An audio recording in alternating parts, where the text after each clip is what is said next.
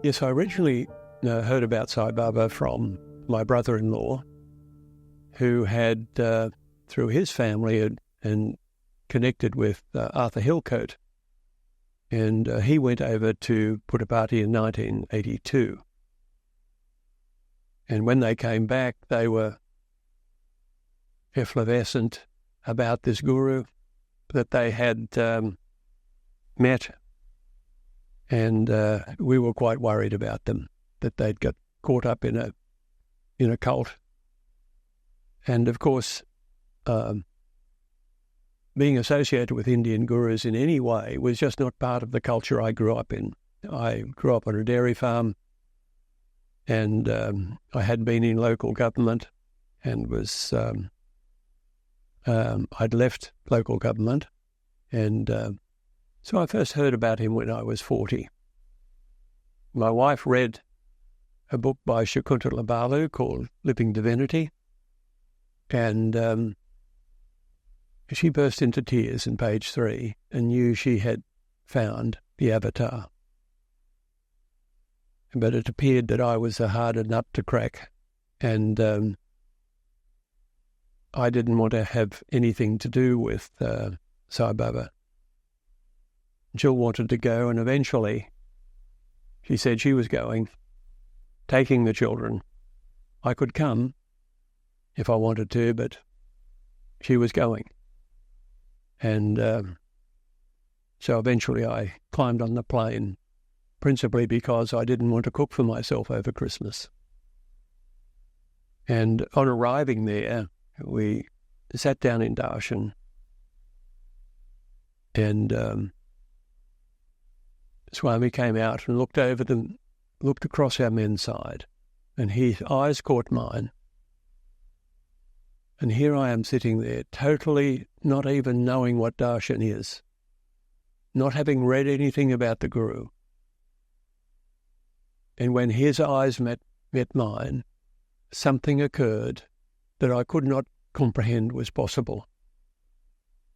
And that is a fiercely bright light arose from the pupils in his eyes, in great intensity, and it shook me and shocked me.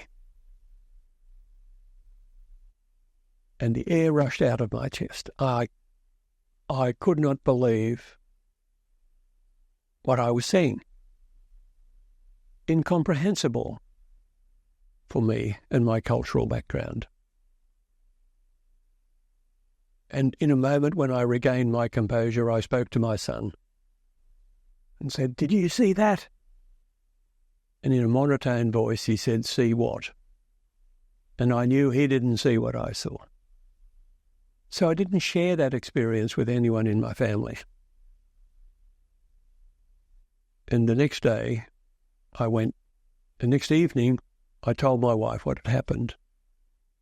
I'd been trying to digest what had happened. I'd met some very beautiful people. I have to say that one of the most influential things for me was the people who were there, their sweetness, their lovingness, their gentleness, their integrity. It was very impressive. But notwithstanding that, I said, "Well, Jill, you can stay here, but I'm going home. I've got to try and get my head round all of this. I've got to do some reading. I've got to reflect." And so Jill was upset, but said, "All right." I said, "You stay. I'm happy with the people who are here." And the next morning when Jill had gone out, the phone rang in the hotel, It was my brother-in-law, and Swami had spoken to him last evening and said, "Where are your brother-in-law and sister-in-law?" And he said, "They went home early, they were tired." He said, "Tell them I'll see them at 10 o'clock tomorrow." And I didn't want to go out because I was frightened of this mystery called Sai Baba.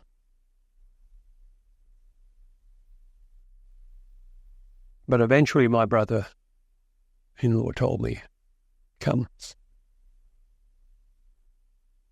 So I jumped in the car, got my white clothes on, and in the car, and out I went. And partway out we had a bad traffic accident. A military truck drove us into a bus. I got knocked out. I went over to the front seat and back again. It was quite a bad bang, and I got knocked out and had a bad cut. And when I came to, I stepped out of the car and a man came forward and said, "I'm a devotee, please come with me." And he took me to a hospital. I got stitched and my face fixed and then off. And we arrived at Brindavan.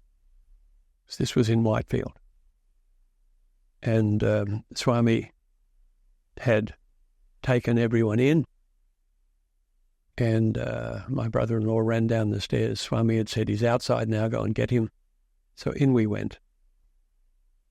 And when I came in, I was wind-blown from the little motorised rickshaw. I was concussed, clearly in shock. And blood all over my clothes. And my wife called out, "What happened?" And she was immediately in tears. And Sai Baba intervened and said, "Traffic accident," he said, with some degree of irritation. He said, "Bad drivers," he said. And then he followed with, "This was my blessing." And he then pulled his hands across his face like this, just like slowly. And he said, "But for my grace." And I immediately saw, with great clarity, I saw myself going face first through the windscreen. But for my grace. And I knew from the clarity of that vision, I've never had a vision before in my life, but I knew from the clarity of that was significant of what Baba had said. He then came and gave me some vibhuti, and I'd heard about this, and I was watching very closely, and just appeared from the tip of his fingers and fell across onto my hands, and he beckoned with his tongue that I could just get out of my rather rigid jaws after the accident, and I tasted this gritty, perfumed substance that came from his hand for the first time. He terminated the interview pretty quickly. And so, following the accident, I decided not to go home. I had started to contemplate on my life. I was suffering from a serious duodenal ulcer at that time. I'd had that for 8 years. It was the reason for me leaving local government because of the stress. And had been, after a gastroscopy, it had been identified as a large, chronic and active. And at that time, the methodology of treatment was surgery. And so had been advised not to travel. So I had to shuffle. I was quite ill. And in that state for so long, I was starting to contemplate more on my life and this challenging circumstance I was in, because if you have a chronic duodenal ulcer, it's never leaves you.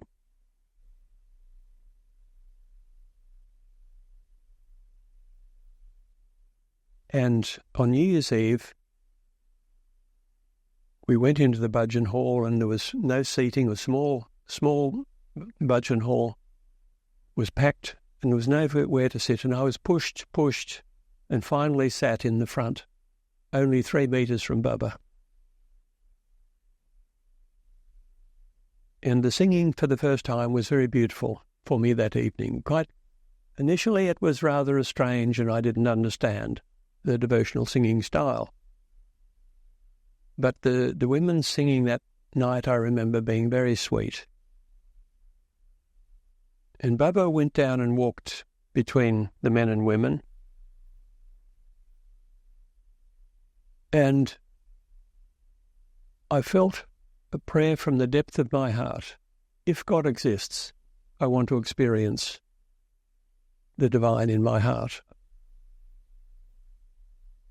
Now, note the uncertainty. I didn't know. I didn't have any belief in whether God existed, but I knew I'd been suffering for so long. But I think both mentally and physically, as one does, if you don't have spirituality in your life.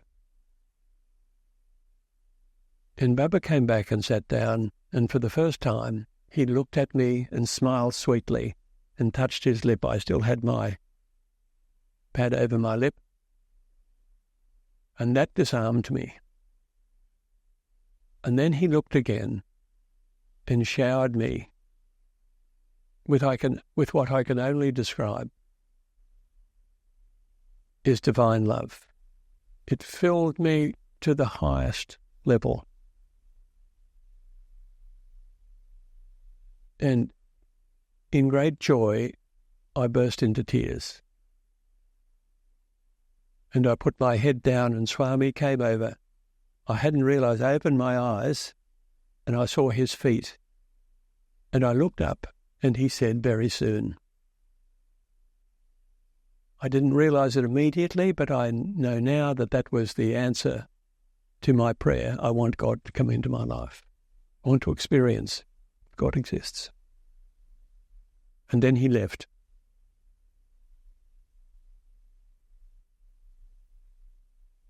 That evening back in the hotel, we were awakened at midnight. It was New Year's Eve, 1986, and there was a revelry in the garden from some party on New Year's Eve.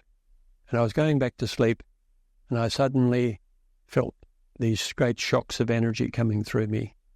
Again, a great mystery to me, something I had no comprehension of, and therefore I was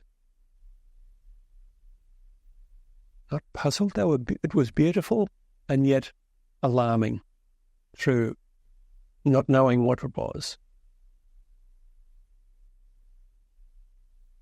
And these kept on going for some time, and suddenly I thought, Sai Baba. And instantly the largest shock came through me.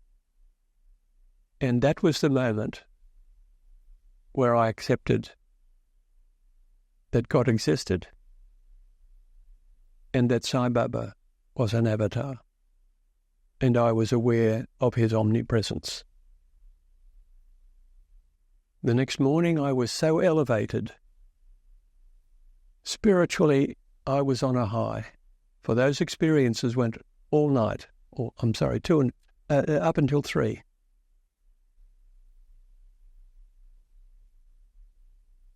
And everything I saw that day was beautiful. As Sai Baba said, seen through the eyes of love, all things are beautiful. And looking back reminds me of that great and famous Christian hymn, Amazing Grace.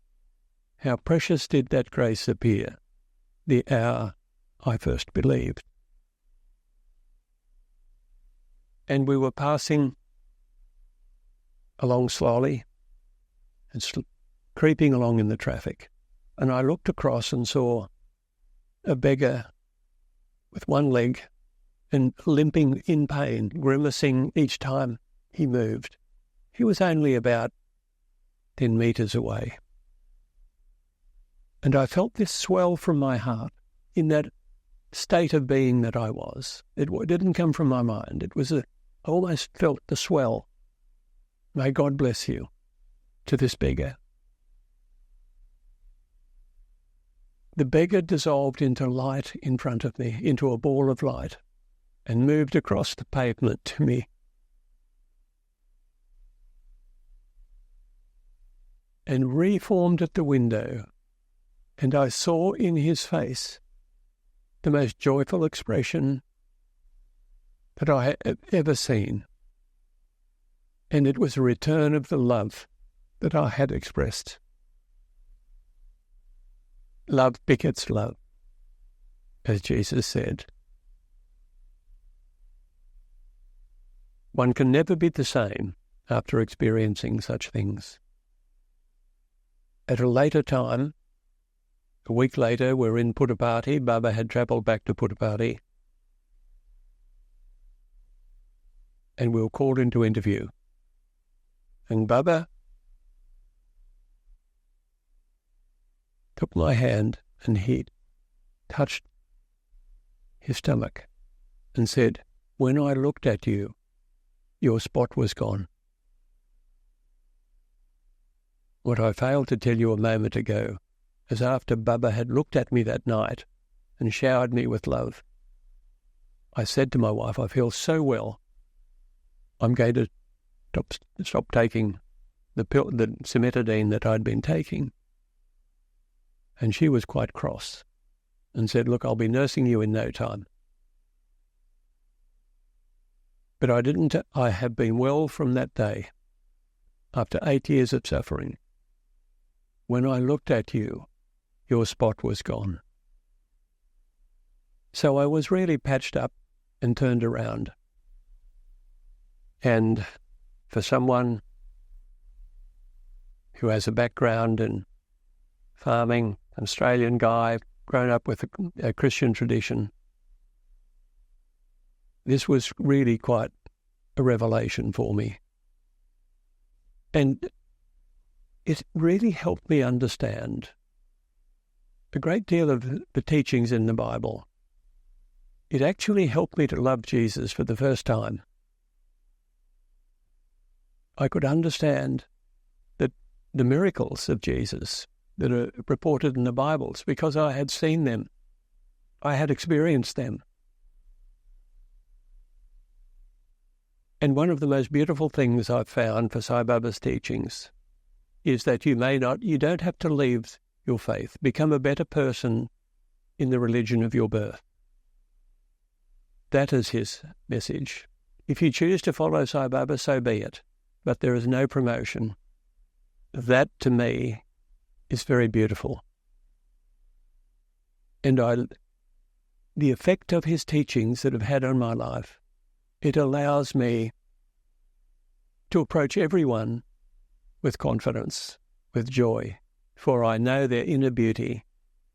I know that everyone is goodness, truth and beauty in their heart of hearts, that wrong action is no more than lack of knowledge.